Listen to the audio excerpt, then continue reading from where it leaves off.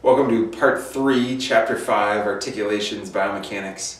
We're going to finish the articular connective tissue section. We've already talked about articular cartilage, articular fibrocartilage, and now we're talking about articular connective tissue of tendons and ligaments. Now, in order to be in this class, I demand that you have already known, prerequisite, you knew that a tendon was muscle to bone and a ligament was bone to bone. Do not screw that up. There's low levels of forgiveness on a final exam if you miss those. Very low levels. Both do not contract like muscles, says your book. They are elastic, yet they are restored only by surgery, says your book.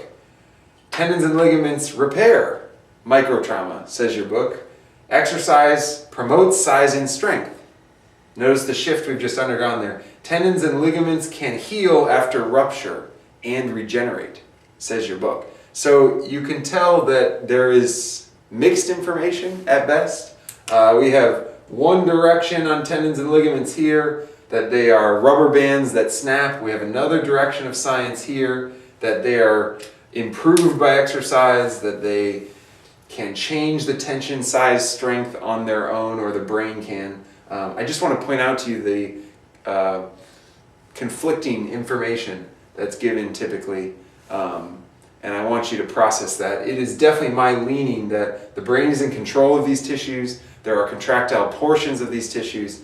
They are not adaptable as quickly as muscles, but your brain can choose to tense them over time. Exercise will promote an appropriate change in those tissues as long as that exercise is appropriate. So if somebody goes out every day, they play basketball, their Achilles tendon, their ligaments in their ankle are likely to show an increase in size and strength appropriate for that task.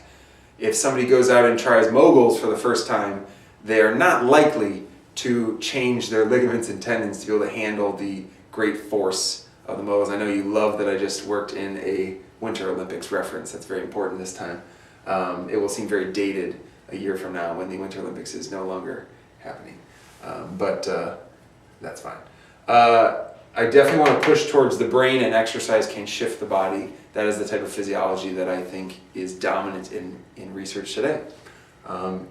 We are going to continue with part 4 very soon. We will continue talking about joint stability and flexibility and stretching.